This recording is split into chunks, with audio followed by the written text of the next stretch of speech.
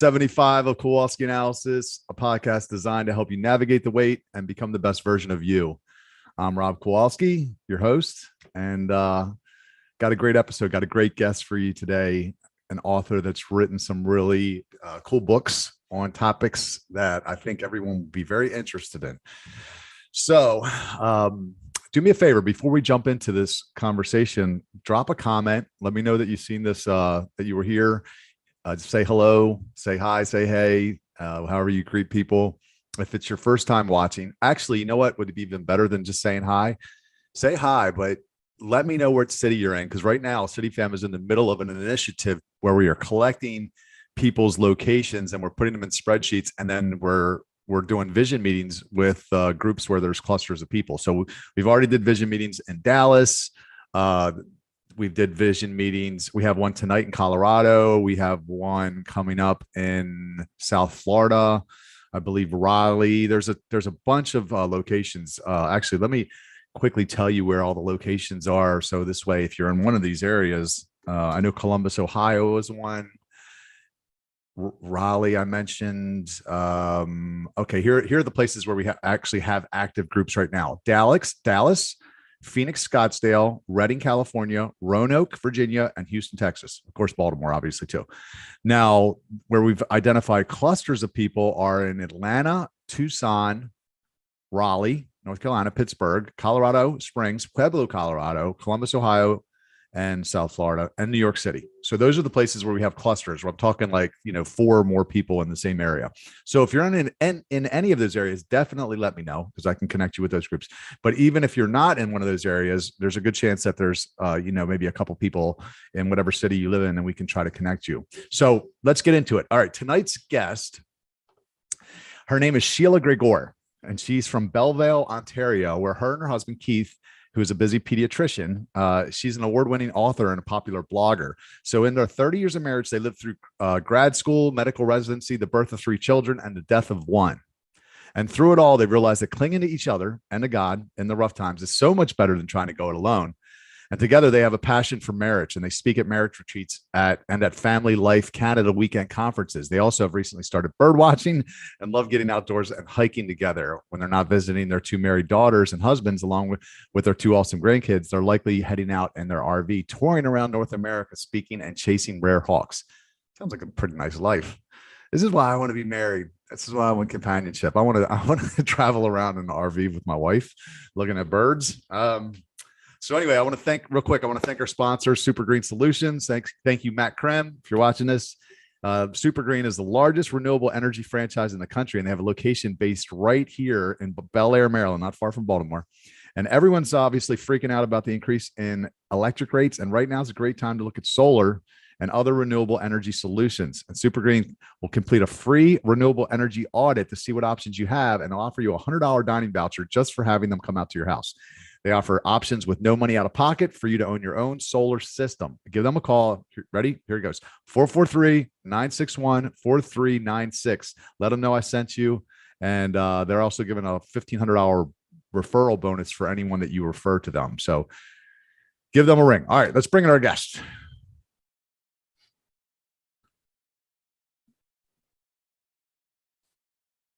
Sheila. Hello. Hi. Good to be here. I'm good. Good. Thanks for joining us. Yeah. So you're in Ontario, huh? I am. So go to Rochester, go across the lake. There I am. Nice. I just read your bio to everybody, and I was like, this is why I want to get married. I want to travel around in an RV and look at birds with my wife. That sounds awesome. Oh yeah, it is. We were supposed to go next year, and I think we're canceling it because gas prices are just so ridiculous. Oh my gosh. So your husband is not able to be on, at least right now. Maybe he's going to join us in a little bit because of the what is the shortage of the baby formula? He's a pediatrician, right? And he's got some special needs kids who haven't eaten in several hours because there's no formula. So. Oh my gosh, what is this world coming to? Yeah. Stock up, guys. Look at my post from yesterday. Stock up. Prepare yourself for. Well, actually, with formula, please don't stock up. Take only what you need, because if you stock up, you're preventing other people from getting it. Right. So. I didn't mean that. Right. Like, no, I meant like stock up on your basic necessities, dry goods, canned goods, whatever you need to live off of, because I was watching something about the trucking companies going out of business because of the price of diesel. And they're talking about all these shortages. I know that's not what we're here to talk about, but it's this is real, so we need to exercise wisdom. So, all right, before we dive into the conversation, which I'm really excited to talk to you about, everything we're going to talk about, we'd like to do a little thing called this or that. And okay. Throw 5 questions at you, this or that, just to get to know you a little bit better. Sounds good. I'm here for it. All right, you ready? Yes. Okay. More money or more time? More time, definitely. Okay. Cooking or being cooked for? Cooking. Okay. You like to serve? All right. No, it's not that I like to serve. I just love cooking. Like to cook. Okay. You don't like to serve. Okay. A store where every item is free, or a restaurant where every dish is calorie free? A restaurant where every dish is calorie free. Okay. All right. This is kind of like that one. Coffee or chocolate? Chocolate. Okay. Fiction or nonfiction? Oh, depends. If I'm on vacation, definitely fiction. If I'm not, then nonfiction. I don't let myself read fiction unless I'm on vacation, because if I start a book, I can't finish it. Like right. I can't stop. I have to finish it. So I don't do anything else. Like I don't eat. I don't sleep. I don't like, it'll be 11 hours straight. So. Are you that way with movies too, where you have to see the end to see what happens? Not as much. It's like, even if it's a bad book, I can't put it down. So it was really a problem when I had little kids. So like they wouldn't get fed and stuff. So I only let myself read when I'm on vacation, like read fiction. Hey Doc, how are you? I'm okay. How are you? I'm doing well. Thanks for joining us. Thanks. Sorry about that. No, yeah, I mean, priorities, duty calls. Right? Yeah. So we were just going to get into it. Welcome to the show, Keith and Sheila. I would love for you guys to tell everybody a little bit about both who you are, how you met, and then your ministry and why you're so passionate about it. Yeah, well, we met, 32 years ago. Wow. 33 years ago at university at a Christian group. Yeah. And been together ever since. Yeah. Keith's a doctor. So I'm a pediatrician. So. Mm-hmm. And my regular job. Yeah. And then I stayed home with the kids for a while. I was trying to find something to do while I was home with the kids. So I started writing. I have several post-grad degrees, but I was working at home and started blogging. And the more I talked about sex, the more my traffic grew. And so I kind of became this Christian sex lady online, which is a really strange thing. And then she said, hey, how would you like to, talk about our intimate details of our life in front of like hundreds and thousands of people all the time? And I mean, like, who wouldn't jump at that? So, That's hilarious. That's how I got into talking about sex. Yeah. So was this, why did you become so passionate about the topic? I know I've read a few of your blogs, and I know like about the toxic teachings that, really negatively affected women primarily. Right. But why was it a passion for you? Was it something y'all struggled with, or? It was when we first got married. Yeah. This was probably the hardest part of our marriage. And so because of that, I had a lot of compassion for people that were struggling in this area. But then the more I saw just how toxic the advice was, and the more I started listening to the people who were on my blog and just how hurt people were, I just thought, why is no one doing anything about this? Like, why is it up to this one woman in Canada to do something? Like, yeah. So I think the first thing I wanted to mention is like marriage really feels like it's losing popularity. It's losing its appeal. I've just did a search before this to look at the statistics, and I think it went up like from 21% to 34% people that don't want to get married in like a real short amount of time. And I'm wondering, like, I want to title this podcast "Making Marriage Great Again," because I think I think it should be the ideal. That should be the thing we're striving for. Why do you think it's lost so much of its appeal? Oh, you go ahead. Yeah, I think that our society, in the 80s, our God was money. That's really not our God anymore. Our God today is leisure and having fun and self-fulfillment. And so it's this self-gratification thing. And anything that puts a damper on that is seen as something which is going to make your life worse. Because what we want to be able to do is do whatever we want, whenever we want. And so work gets in the way. So you want to minimize the amount of time you work. You want to minimize the amount of time you do chores. You want to minimize the amount of time you do anything other than having fun. That's kind of the way that our culture thinks about its purpose and priorities today. And there are actually good things about that, in the sense that we're not workaholics in the same way, that we were, and we're concentrating more on, what it is that we really need, but it can go to the extreme. And I think that people aren't understanding our deepest needs, and how our deepest needs are not actually for leisure, they're for connection and purpose. It's great. And we've missed that. Yeah. What were you going to say, Keith? Well, I was just going to say too, that I think that, a lot of people have not had the best examples of what marriage can be. So in the Christian church, what we've basically done is we've said, marriage needs to be permanent, hold it together, no matter what. And all of our messaging has been, don't ever divorce, don't ever. But we haven't actually spent the time and energy to talk about how to make marriage really good. And if we spent the time, we spent all the time we spent saying don't get divorced, with actually giving maybe practical ways to make your marriage good, so that people didn't even think about divorce because they had a good marriage. Why would I think that? Right. Then I think we'd be a lot better off. And I think that a lot of people have a lot more hope that marriage could be a source of fulfillment for them, because right now I think that a lot of people feel it's going to trap them rather than give them freedom and what they want out of life. Yeah, for sure. So I've made some videos about saving sex for marriage. That's kind of what I'm known for, is like former man whore turned, abstinent. And so people are like, all the time, they're like, who gets married anymore? People leave me comments like that. And I really kind of felt like maybe it was from the sexual revolution. You saw a lot of people go out and they did it backward. They went and had sex. They got pair bonded or soul tied with the wrong person. And then they got in these terrible marriages. And then the kids grew up watching, these, excuse my language, but shit shows of marriages. And then they're like, I don't want that. So they don't want to get married. That's kind of where I thought maybe it came from. But I do see what you're saying about leisure and pleasure. Because even like saw a statistic the other day, like not having kids at 50 is something that people kind of celebrate. It's like, it's a good thing, where family used to be more the thing that people strive for and idealized. Yeah, well, it's different. It's interesting, though, how one's perspective changes as one ages, because not having kids when you're 50 isn't a big deal. Not having kids when you're 75 is. Because, good.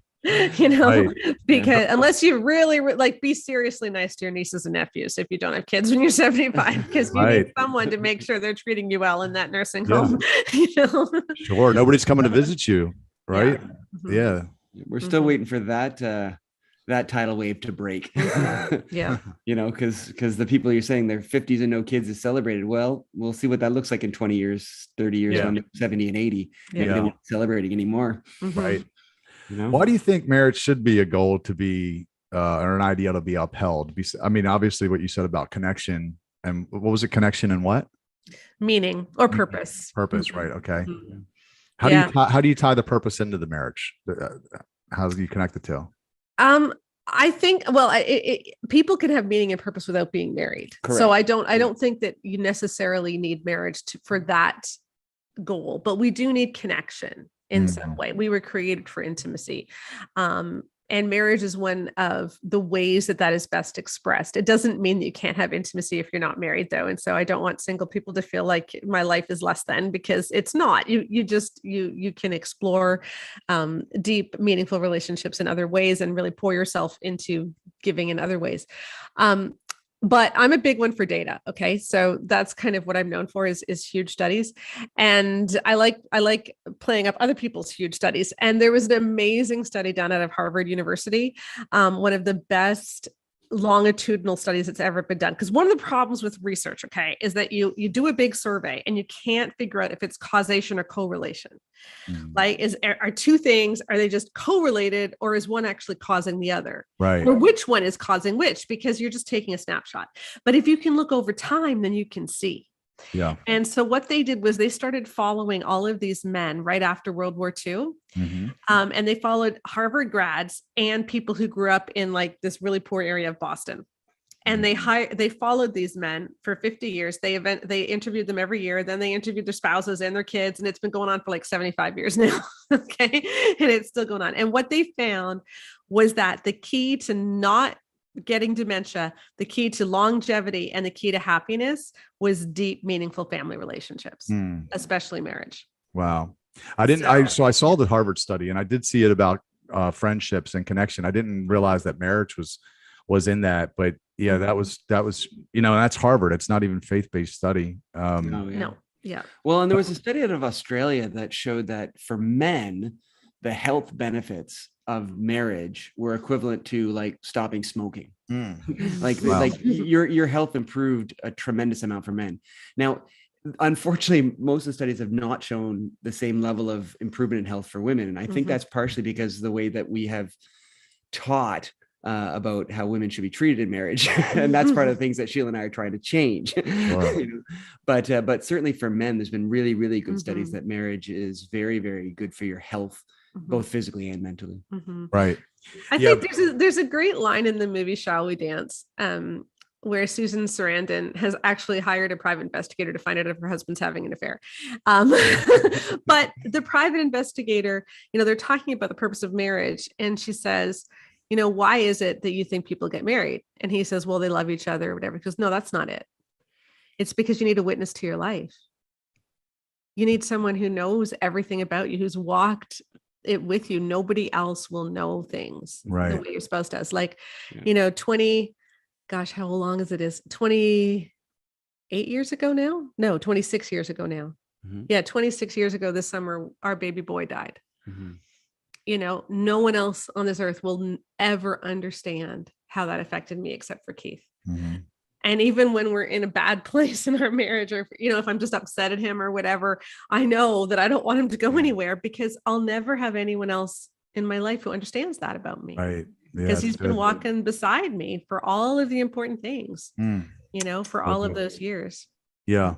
I was thinking about when my uncle got sick earlier this year, and, I'm single, but there was the closest person to me is my executive director, this woman named Nicole, and for City Fam. And I was like, I just wanted to call her because I felt like she's the only person that could even a little bit understand what I was going through. And it's really tough when you don't have that. Think about when I used to be a nightclub promoter. So when I was really far from God and having a ton of casual sex, and I was like the most depressed that I've ever been in that season. I was having lots of sex, but I didn't feel like I had any real deep connection with anybody. I didn't feel like I had, all my friends were just people I partied with, and the girls, they didn't love me and I didn't love them. And it was really depressing. Yeah. Yep. But I think back to what you said earlier with purpose, even like, I think if you marry the right person, then it really does help with purpose, because do you buy into the helpmate notion? In what sense? Well, it depends what you mean by help. Yeah. I guess that the two people will help each other accomplish their purpose in life. Yeah. The way that we do it is, cord of three strands is not easily broken, right?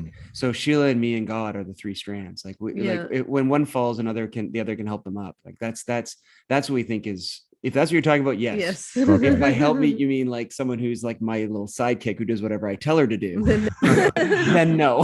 No, I didn't mean your assistant, your secretary. Yeah, exactly. Because there's some Christian teaching that kind of makes it sound like that's what the purpose of a wife is, and that's we're not on that at all. Yeah. Let's get into that. So, what is some of the toxic teachings that you've experienced, that like the most prevalent ones that you've came across? I know the hierarchy I've heard you mention. Yeah, that's a big one. We specifically, so I have done several different surveys, large surveys in the last 2 years. The first one was of 20,000 primarily evangelical women looking at sexual and marital satisfaction. So largest survey that's ever been done about this. And we were looking at if there's certain teachings prevalent in the church that affect women's marital and sexual satisfaction. Yeah. But, and we found a lot about sex. One about marriage that was kind of interesting. Can I just say something before? What I want to stress to people too, is that Sheila didn't ask 20,000 women, do you think this teaching hurt your marriage? What she did was she did a survey she asked about marital satisfaction questions. And then she asked about sexual satisfaction questions. And then she asked about teachings. Do you believe this? Do you not? Then she looked at the data and she correlated it. The people who answered, yes, I believe this, how do they rate their marriages? The people who answered, no, I don't believe that, How do they rate their marriages? Right. That's what she found. Mhm. People often say, well, you just found people who agree with you and your theology. No, she asked people, and people who believe these things do worse than people who don't believe these things. Yes. That's, Yeah. I just want to say that's important to distinction. Yes. Absolutely.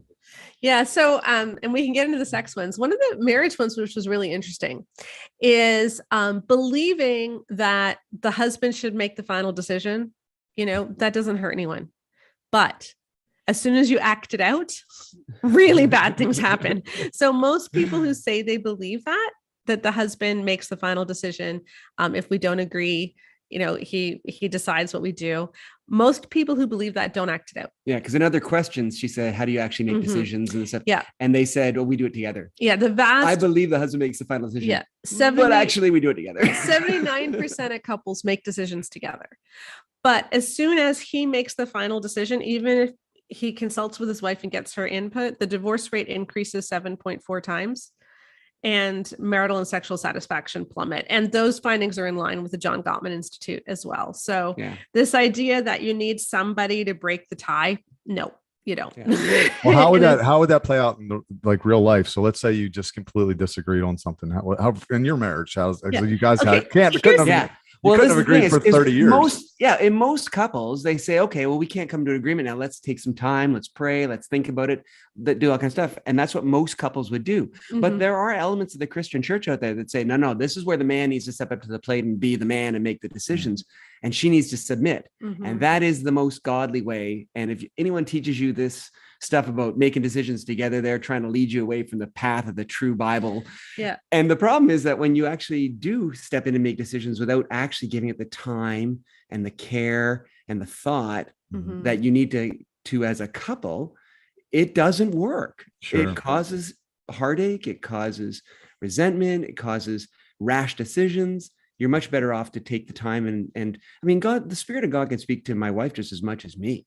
So if we don't agree, maybe we need to pray a little more. Maybe we need to think a little bit more. Right. You know? Yeah. We've been married for how many years? 31 years. Yeah. And we never needed a tiebreaker. We just work it out. And it takes a long time. We've had a couple of times where it took, like, we were like, are we ever going to come to a decision on this one? But you know, it takes a long time. And part of the problem is if you think there's supposed to be a tiebreaker, then you take a shortcut. Yeah.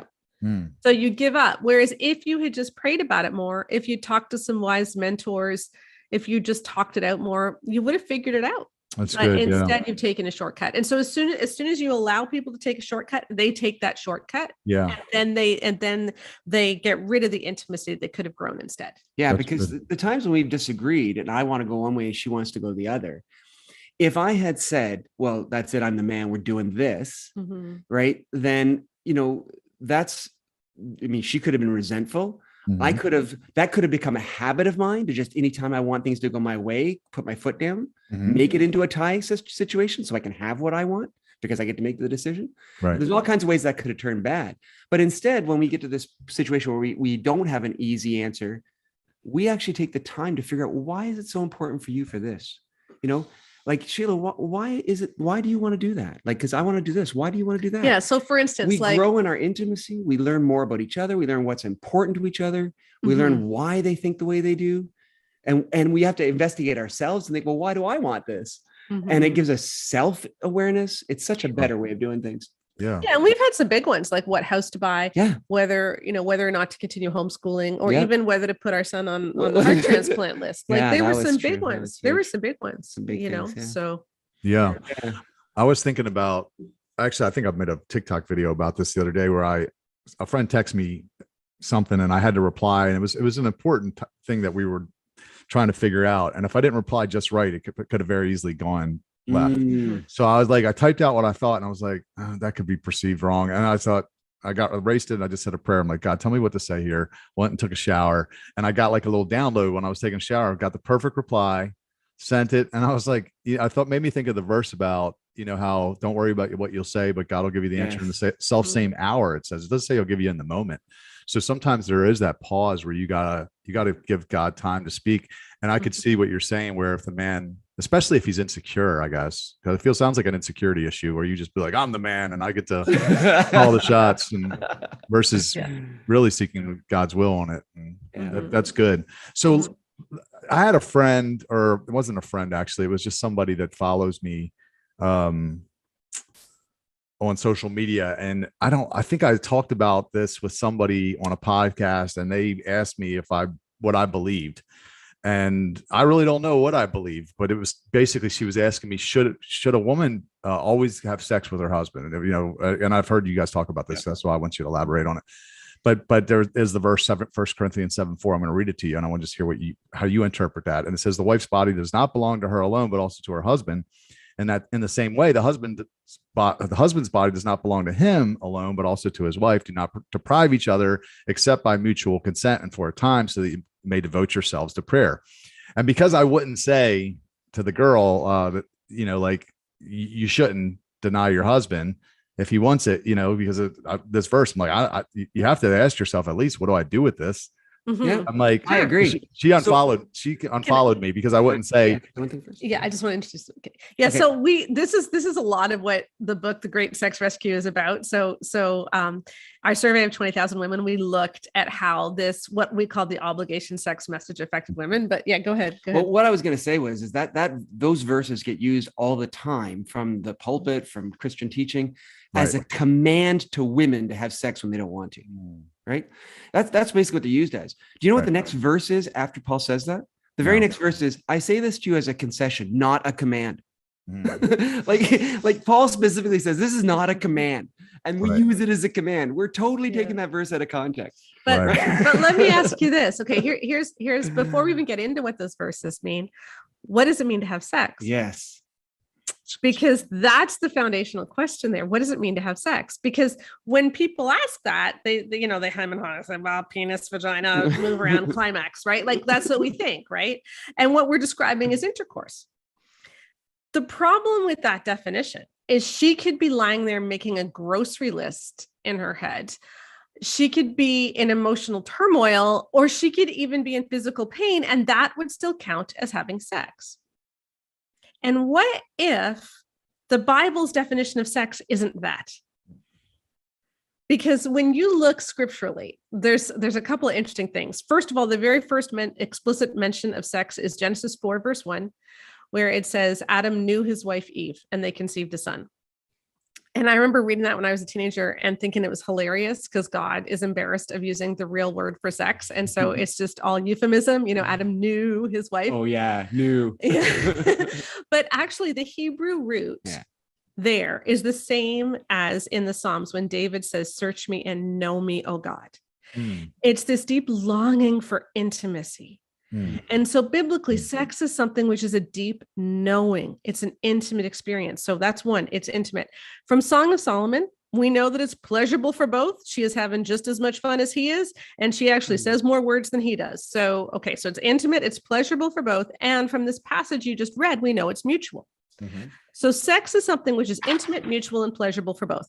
Now, if that is true, then you can't tell a woman you need to give him one-sided intercourse so as not to deprive him, because as soon as it is one-sided intercourse, she's already being deprived, and these verses don't even apply. And that's the root issue, is so many of us are putting up with intercourse, which is not pleasurable, because we have a 47-point orgasm gap where he orgasms, 95% of men almost always reach orgasm compared to 48% of women. And we don't necessarily feel emotionally connected during sex, but instead we feel used and distant. And if those things are true, then she's already being deprived. Right. And this is what we're teaching in the Christian church, unfortunately, right? I mean, one of the things in the Good Girls Guide, in the Great Sex Rescue, they found that 15% of their respondents said one of the primary emotions that they felt after sex is being used. I mean, I don't know a good Christian husband who wants their wife to ever feel like used. Yeah. But that's what we're teaching. We're teaching that sex is something for men. Women just need to give it to them. And it's like a transactional thing, and it's your duty. So go ahead. Yeah. And you know what? Surprise, surprise. Women feel used like that.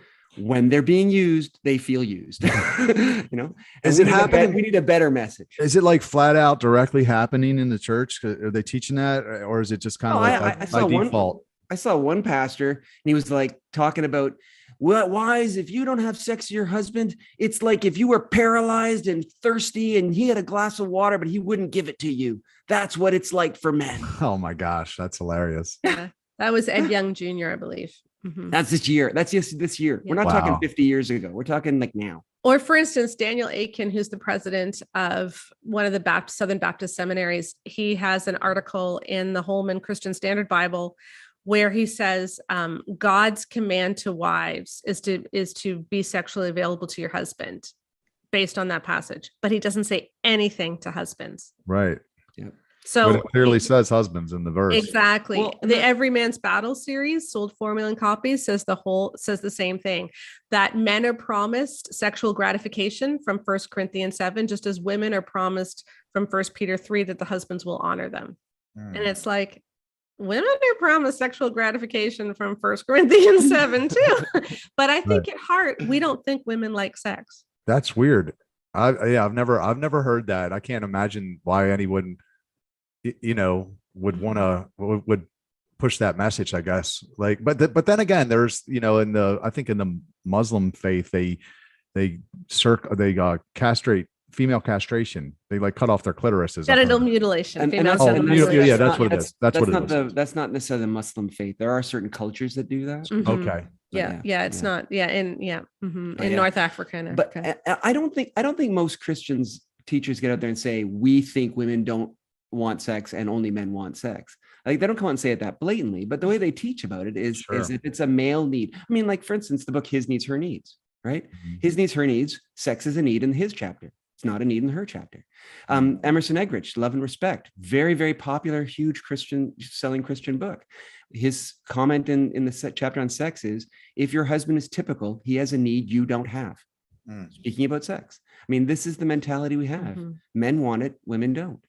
And what I find hilarious is that the concept that we teach in the Christian church, which is that, so women, therefore, you need to put out so that he won't stray, turn to porn, all that kind of stuff. Like we teach that we're supposed to be celibate outside of marriage, but once you're in marriage, you don't have any responsibility for your purity. It's all on your wife now, dude. Don't worry. That doesn't make any sense. That is jacked up. Every Man's Battle literally tells women that you are the methadone for your husband's sex addiction. Once he quits cold turkey, be like a merciful vial of methadone for him and give him release. Wow, that's toxic. Mm-hmm. It is. It really is. But we're teaching these things everywhere, and we shake our heads, right? That's why we're so passionate about it, because it's like, it's not that hard to just be decent human beings and good people and try and be like Jesus. And Jesus, Jesus was never married, but if Jesus had a wife, he wouldn't be bossing her around, telling her to do things and making it all about his needs. And as a husband, that's not the kind of husband I want to be either. I want to be a giving, gentle, self-assured man. And most guys don't want duty sex anyway. Absolutely. No, it's really ugly. I was just thinking, like, nobody wants to do things that they're obligated to do, or if you're obligated to do it, it makes it far less enjoyable versus if you just want to do it. So let's talk about that, because I've never been married. I've never actually ever been in love, and I'm really sexually abstinent and waiting till marriage, for the most part, because I want to be obedient to God. Mm-hmm. So, I've in my mind, I've thought to myself, like, really struggled with only having sex with one woman for the rest of my life. Now, I will say that one's going to be better than 9, because I've been abstinent for a long time now. So I think I could be happy with one, but how do you keep it spicy over time? Yeah. How do you, keep that fire alive? Can I do this one? Sure. Go ahead. And I have something I want to say, but you say your thing first. And if it's not the same thing, I'll add my thing. Okay. I think that the things that we define as spicy, we might be missing the mark sometimes, because when it comes to women's orgasm rates, for instance, what makes a woman most likely to reach orgasm, what makes her most likely to feel aroused, etc. The key is emotional vulnerability. Like, when you feel really seen and known, you're going to want to have sex more. You're going to feel your libido is going to surge. That's why makeup sex is a real thing. Like, after you have a fight, you naturally want to have sex. And it's weird, because why would that happen? But what's happened is you've completely opened yourself up to your spouse. You've told them, you've been really vulnerable. You've told them these feelings that maybe you've kept inside for a while. You've laid everything bare. And that is what often boosts libido. And so I think what happens often is because we're missing that level of emotional vulnerability, we try to replace it with like weirder and weirder stuff or more extreme, whatever. And what people find is that if you just actually get really vulnerable and really share what's going on in your heart, sex actually feels really, really good.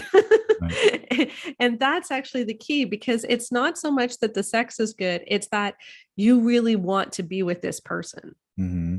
You know, and then the more comfortable you are, the more you're gonna have more fun and do more things and expand and all that. There's nothing wrong with that. That's a great thing. I'm just saying that the root of it isn't about being adventurous. It's about being vulnerable. And then from that vulnerability, everything else flows. Really good word. That's good. Was that what you were going to say, Keith? That's better than what I was going to say. That's the same thing. The one thing I would say is, especially for men, I think just in general, a lot of men look to sex as a way of meeting needs that I don't think God designed us to be met in sex necessarily.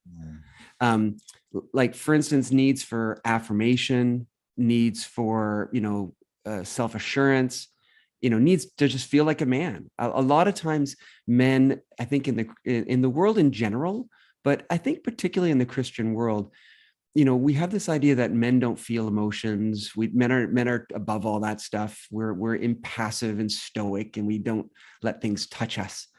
And so we have all these needs for validation and affirmation, these things inside ourselves, but we're not allowed to show that. And so we channel it all into sex. Mm-hmm. And so when my wife rejects me, it feels like she's rejecting everything about me, right? As opposed to just, she's tired tonight and doesn't want to, And I think if we as men worked more on that stuff and meeting those needs where they need to be met, mm-hmm. in our relationship with God, in our own sense of integrity, in working on our emotional health, then we wouldn't have these needs for sex the way we think we need it, because we're actually looking for something else there that we can find better in a different place. Mm-hmm. Gotcha. How does that look for you guys in a day-to-day basis? Well, going back to what you said, Sheila, about the vulnerability, is it just being open and honest with your partner at all times, or how are you living that out, that vulnerability? Yeah, I mean, there's a quick exercise which can really help. Mm-hmm. It's just such a simple thing to do. But at the end of the day, just share with your spouse the time of the day that you felt the most in the groove. Like, I am doing what I was put on this earth to do. This is amazing. I am in the middle of my giftings. And then the time when you felt the most defeated and discouraged. Mm. So a lot of people call it high-low. I don't like that, because the high could be, I won the lottery, which is great, but you're not in the groove. Like, this isn't what you were, it doesn't tell you anything about you. Yeah. It doesn't tell you anything about you. Right. Yeah. So the time you were most in the groove and the time you felt the most defeated. And we did this once, a couple of years ago. We started doing this, and I realized that my defeated thing was always the same thing. It was when I was checking my emails. Because I had so many, and a lot of them were so depressing because people were, and that's when I hired someone to start going through my emails first and only putting the important ones in my box. So it was a really good exercise just for me to learn stuff about myself. But that emotional check-in just lets you know, okay, this is where they're at. Yeah. And I think, as I was saying earlier, about a lot of guys don't have emotional language, and they find getting emotionally vulnerable difficult with their spouse. And so this is a quick way. It's very easy to go to very deep levels of communication in a way that's not awkward and draws you closer together as a couple. Mm-hmm. Because a lot of people do. So what did you do today? And how do you answer that? Yeah. Well, I had 6 client meetings. I went to the bank at lunch, And it's surface level communication, right? And that's fine. And most of our communication, even with our wife, is going to be at surface level, but we want to be able to get to those deep levels, at least sometimes. Yeah. And this is a good way to do that. Yeah, it's a great tool. Love it. So you mentioned Song of Solomon, right? So I have to ask, I mean, oral sex, sin or not a sin? Oh, not a sin. Yeah. Right. That's what I say. Yeah. I'm like, it seems very clear to me, and that they're talking about oral sex in Song of Solomon. Yeah. Okay. Cool. But at the same time, I think it's what has to be right for the couple. Right. Right? Both have to be on the right. Because oral sex is something that is, I mean, like it's often a way that people are abused, for instance. It's often a way, like it often has connotations of power and disrespect and things like that, right? So if your spouse has something in their past that's a trigger for them, then for you guys, that's not the right thing, right? That's you know, fair. so but in and of itself as a all times sin, Yeah. I think people have the right in the marriage bed to decide between the two of them, you know, what's appropriate, right? Whether, I mean, we have the Spirit of God, you know, Mhm. all things are lawful, but not all things are expedient. So Mm-hmm. think about what's expedient for the two of you guys, right? So Yeah, and I think when it comes to the oral sex debate too, so often when it happens, it's like this is something he wants. Oh, yeah, and yeah. so, Yeah. you know, she needs to be told to give it to him. But actually, for him, it's an extra. He's going to reach orgasm anyway. For many women, this is the best route to the main event. Like this is the main event. And so it is a little bit of a different conversation. I think when it comes to women and orgasm, if you look at the stats, the majority of women who do reach orgasm don't do it through intercourse alone. Mhm. And many find other routes much more reliable. And Yeah. so, yeah. I'm thinking if you don't want to do that with your wife, like, are they the right person? I mean, I always said, and I've never been in love, but I've always just felt really strongly that if I don't want to rip their pants off, then it's not the right person. Mhm. Like, not now, I do believe in saving sex for marriage, but I should really be wanting it bad Mhm. before we get married. Mhm. We actually You know. say that in the Good Guys Guide. That's one of our Yeah. things. Talking about getting ready for the honeymoon, like asking yourself that question. If you're getting married and you're like, it's not hard for you to wait, then you need to Right. ask yourself some questions. We actually talk about Absolutely. that Yeah. in Yeah. the Good Yeah. Guys Guide to Mhm. Great Sex. Yeah. So I want to talk a little bit about the divorce rate. So my theory with the reason that the divorce rate is as high as it is, and I want to hear your opinion, is so I mentioned before I've never been in love. What I would always do is I'd have sex quickly with women, and then either I would lose interest immediately after I ejaculated, which happened a lot, Mhm. or I would drift into relationships sometimes with these girls if we kept sleeping together this happened a handful of times where I had girlfriends, but I would always wind up in a relationship that I felt like I was kind of trapped in, looking over my shoulder at other women, wondering if I could be happier with them. And then eventually I would cheat or we would break up or whatever. So, and I just felt like, so I was dating this one girl. She was my physical ideal is the only way I can describe her. She was everything about her. I would look at her and think, if I could have carved a woman and Mhm. myself and shaped her, she would look exactly like this, from the shape of her thighs to every body part about her, length of her eyelashes, her lips, everything was exactly like I liked. But I still lost interest in having sex with her after a few months. And I felt like it was almost like God's way of teaching me that it doesn't matter how good they look. Mhm. If you're not connected on a deep level, the physical attraction is going to go away. And, so I wonder, my thought with the divorce rate is 97% of people aren't waiting to have sex. They're not waiting until marriage to have sex. So you're kind of letting physical attraction dictate on some level who you date, and then you end up where I was, and now you're paired up with the wrong person. Is that accurate, or is it things that are happening inside the marriage Mhm. that are causing people to divorce at such a high rate these days? What do you think? Mhm. Well, first of all, it is actually a misnomer that people are divorcing at a high rate. Actually, the divorce rate is currently almost the lowest it's been in Really? about 40 years. So Wow. it was much higher in the 70s and 80s. Huh. So no fault divorce came in different states. It came in different years, but sort of like between the mid 60s and the mid 70s, most states adopted no fault divorce. And as soon as that happened, the divorce rate skyrocketed and stayed high for about 10 to 15 years. And then ever since then, they've been slowly coming down. So it's kind of interesting. So it's still higher than it should be. But people in my generation are more likely to have divorced parents than my kids' generation. Oh, wow. So yeah. I Yeah. did So not it's know kind that. That's yeah. good. It's At positive. the same time, fewer people are getting married. So, Well, right, yeah. so a lot of people are choosing not to marry. And so that is also impacting the divorce rate because, people who aren't necessarily that committed just aren't getting married. Whereas they would have got married and broken up before. Yeah. Because the stigma now is gone. So they're just like live together or whatever and not worry about it. Right. So that's definitely an issue. The other thing with divorce is, and I'm sorry, I'm just really a data person. So, but about half of divorces, I would say, are for what I would call life-saving reasons, in the sense that there's some sort of abuse or, major infidelity, addiction issues or whatever, where the relationship has just become toxic. So, that's a good reason for divorce. So what you're really asking about is the other half, where it's not toxic, but the couple has just grown apart, it's become awful, and they decide to leave. And so why is that happening? Oh, there's all kinds of reasons for that.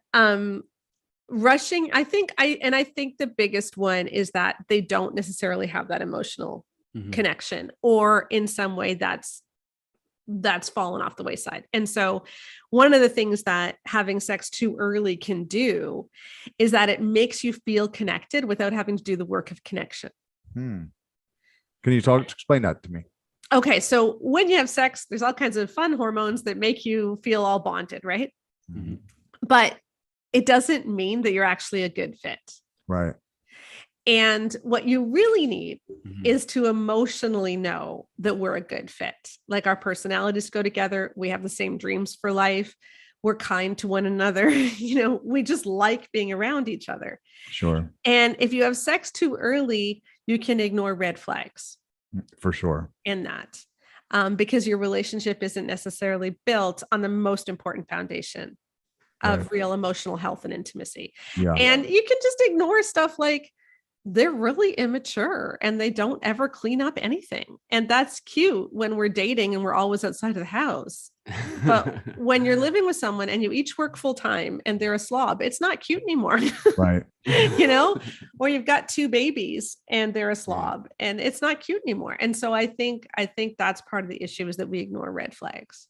Yeah. I see that more in women for sure. Cause I believe that's biology. I love to hear you tell me if that's true or not. But so Dawn Masler, biologist, she did a TED Talk called How Your Brain Falls in Love. And what she talked about was this oxytocin release happens for women during orgasm, but it's not for men. It's for men. It's when they commit, which in my mind tells me God always had it right. Because, if we were to wait till our wedding night, the two would have the oxytocin release at the exact same time and they would cleave together.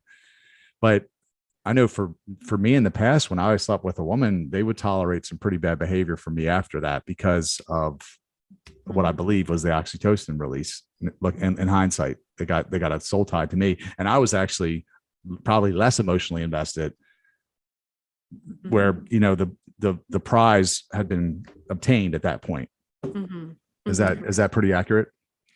No, I think you make a good point, and I think that a lot of people, when they do have sex before they're married, they mistake that physical intimacy with true, like, emotional intimacy. They think that they're closer than they are, right? And so therefore they think, oh, we feel so close. But like you said earlier, that wears off eventually. And when that wears off, if there's no real relationship there, then you have nothing to keep you together. That's one of the things we talk about in the Good Guy's Guide to Great Sex, about one of the reasons why it's good to wait before you're married is because it forces you. You can't have sex, so you got to work on your relationship. You got to do other things. You do things together. You'll go on walks together. You talk together. You do all these things, and you build a relationship so that it's about more than just the physical from the very beginning. Right. I think COVID was probably pretty telling for people because they got locked in the house with somebody. I don't think we even like each other.